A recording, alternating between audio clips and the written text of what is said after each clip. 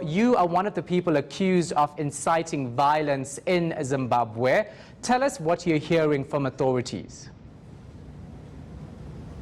Yeah, that's madness. In the history of Zimbabwe, if you check, all electoral violence has been incited by SEC. In 2008, it was the Zimbabwe Electoral Commission which failed to release results in time. And that gave ZANU-PF a signal to start to go and beat up people, kill up people. And later on, they released fraudulent results. It made ZANU-PF to go and kill people in anticipation of the rerun that was called by the Zimbabwe Electoral Commission. Here again, in 2018, we see the Zimbabwe Electoral Commission doing what it did back then, releasing false results and giving a signal to ZANU-PF and the military again to go and kill people in the streets, shoot people in the streets. These are things which we all saw, which the world saw. This was not the election that they ran.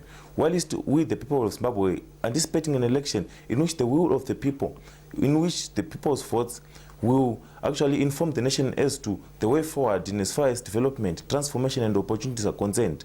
ZANU-PF, SEC and the military were in an unholy alliance. And what they did on the 30th of July was just another military drill. It was a military operation instead of an election. And whatever came out of that military operation can never be accepted. It's unacceptable. To say they rigged, it would be an understatement. It was the coup. It was a coup against the people of Zimbabwe. And if you check what happened following that election, all signs and symptoms of a coup were visible. Soldiers shooting innocent people, defenseless people, soldiers beating up people in locations and in the rural areas. Each and every day we wake up to an atrocity that has been committed by the military. Each and every day we wake up to hear military commanders saying they are criminals who are searching for them. But how on earth can criminals come in wearing army uniform with guns and tanks in the streets and go unnoticed? That's absurd. You hear them accusing the opposition of inciting violence and killing people. Does the opposition have tanks? Does the opposition have guns? Does the opposition have access to military equipment? So you're now saying that Zimbabwe's security forces are literally going out and abducting members of the MDC, blaming them of inciting violence.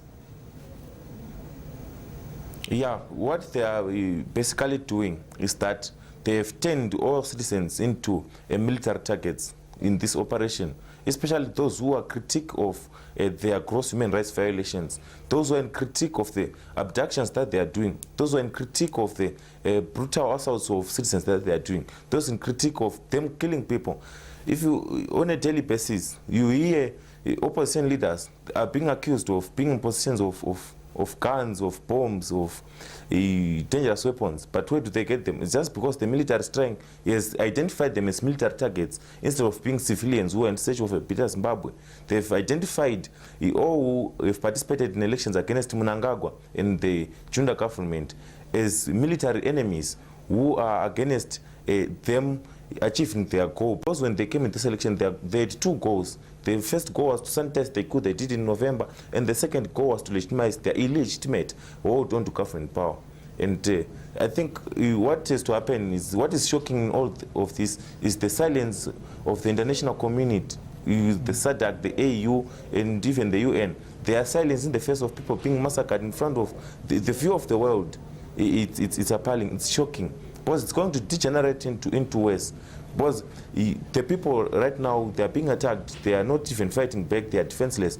But even though they are defenseless, even though they are silent, even though they are not even doing anything to provoke the military, they are being followed in their homes, day in, day out. They are being fought, and there will come a time when they will see that either way they are going to die, and either way they have to stand up for their rights. And the major mistake that they've done in these 2013 elections is to confirm that formal institutions will never at any moment illuminate the will of the people. Formal institutions have failed us as Zimbabweans. In this election, we had the last hope in formal institutions, those within the constitution, to really illuminate our voice in as far as change that delivers is concerned, to illuminate our voice in as far as direction for our country is concerned. But how do you make sure that your voice is not eliminated? What do you do as a group, as an activist, to try to get something done about what you're saying? Are you speaking to SADC? Are you speaking to the AU? Yes, we have reached out to the AU, have reached out to SADC. They know all of this. Even before the elections were held, they know of all the irregularities that were there. They know of all the gross violations of the Constitution as far as conduct by the Electoral Commission was concerned. They also know of the declarations by senior members of government, like in Masvingo, Minister of State declared that Emerson Mnangagwa will shoot to kill, to keep power. Then we had the Deputy Minister of Finance, Terence Mkupe, saying that the military will not allow Chamisa to rule. They made this utterance because they knew that they did not have the support of the masses. They knew that Nelson Chamisa had the support of the masses. So they were now pulling the military joker. And also had the war vice president of the Republic of Zimbabwe, General Chiwenga, Constantino Chiwenga, declaring that Operation Restore Legas, which began through a coup which deposed Mugabe in November last year, they said that it will end on 30 July by making sure that Mnangagwa is successfully voted into power. So this is one war military operation, and the Operation Restore Legas that we know, that the world knows, it involved tanks being rolled into town. Yeah. We also saw tanks being rolled into town in the 1st of August. The previous military operation that they did in the Operation Restore Legas, it was against targeted members of the ruling elite within ZANU-PF. But Okay, this now is I have to stop you there because I'm running out of time. One last question for you, and keep it short for me, please. Where were you last week during the elections that you're now accused of inciting violence?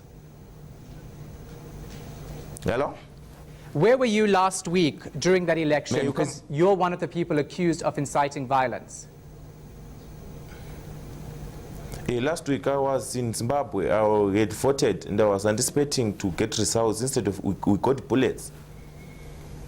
And you're accused of being one of the people inciting that violence. That's upset. As I said earlier on, what is Zimbabwe Electoral Commission is the one that is inciting violence, and it's inciting the military, and the military is the one that is causing violence. It has been on camera. I was never captured on camera or anywhere inciting violence. But we've seen the Zimbabwe Electoral Commission really inciting violence from Chigumba's statements earlier on before elections, saying that only an earthquake can stop elections. And now we are seeing the earthquakes coming in form of military tanks.